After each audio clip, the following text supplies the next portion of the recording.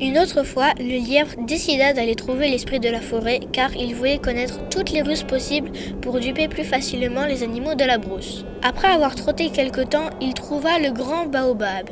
Ô grand génie, toi qui veilles sur tous les habitants de la brousse, toi qui es le maître des maîtres, je veux te demander quelque chose. Un bruit sourd se fit entendre. L'esprit de la forêt ouvrit les yeux. Quelle chose? Une seule chose. Révèle-moi le secret de ce beau fruit suspendu à ta branche. Et pourquoi faire? Eh bien, n'abrites-tu pas le fruit de la connaissance? N'est-il pas la source du savoir absolu?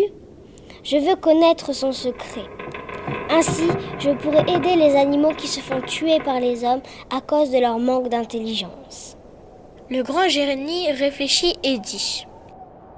Bien, il faut auparavant que tu me montres de quoi tu es capable.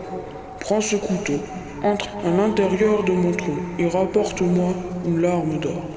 Elle sera le symbole de ton nez. L'esprit lui donna le couteau et le laissa entrer dans son écorce. Le lièvre poursuivit sa quête, mais il ne trouva rien qui se ressemble à une larme d'or.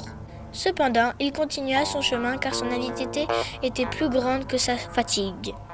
Quelque temps après, il trouva un majestueux cobra d'or près de ses petits. Il se cacha. Bientôt, le cobra partit. Le lièvre se précipita sur sa progéniture et les tua avec le couteau.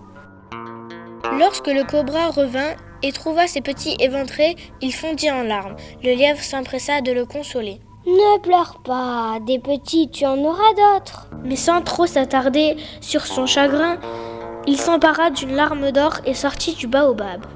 Ô grand maître, voici une larme d'or. Maintenant, laisse-moi monter sur tes branches afin que je puisse savourer ton fruit et aider les autres animaux. L'esprit de la forêt ouvrit les yeux. Tu m'as effectivement apporté une larme d'or, mais celle-ci n'est que le reflet d'une âme impure, car tu as tué sans remords pour l'obtenir. Tu n'es pas digne de confiance. Le grand arbre referma les yeux. Le lièvre, en colère, se mit à taper sur les racines de l'arbre.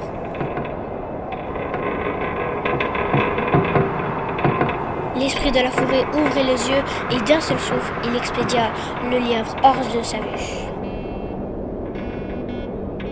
Le lièvre eut une idée. Il revint près de l'arbre, déguisé en vieillard. Ô grand génie, toi qui veilles sur tous les habitants de la brousse, toi qui es le maître des maîtres, je veux te demander quelque chose. L'esprit de la forêt ouvrit les yeux. Quelle chose? Révèle-moi le secret de ce beau fruit suspendu à ta branche. Et pourquoi faire? Eh bien, mon village non loin de là se mesure d'une étrange maladie. Les femmes ne peuvent plus procéder. Je suis venu trouver pour sauver de ce fléau. Le grand génie réfléchit et dit. Bien, il faut auparavant que tu me montres de quoi tu es capable. Prends ce couteau, entre à l'intérieur de mon tronc et rapporte-moi une larme d'or. Elle sera le symbole de ton nez. Le lièvre, déguisé en vieillard, entra dans le grand baobab. Cette fois-ci, il ne fit pas la même erreur.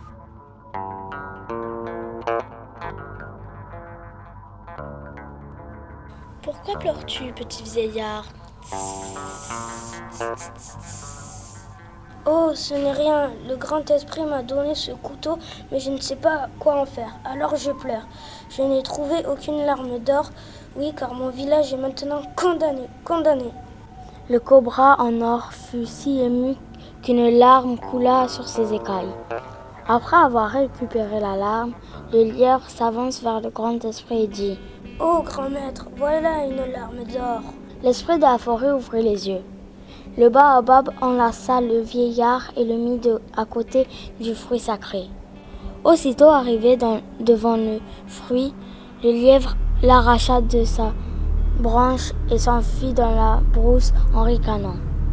Bientôt le ciel s'embruma, des bêtes encore jamais vues apparurent, dévastant la flore de la brousse.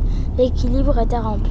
Depuis ce jour, les cieux à jamais apaisés crachent des éclairs, déclenchent des tornades et sèment le chaos.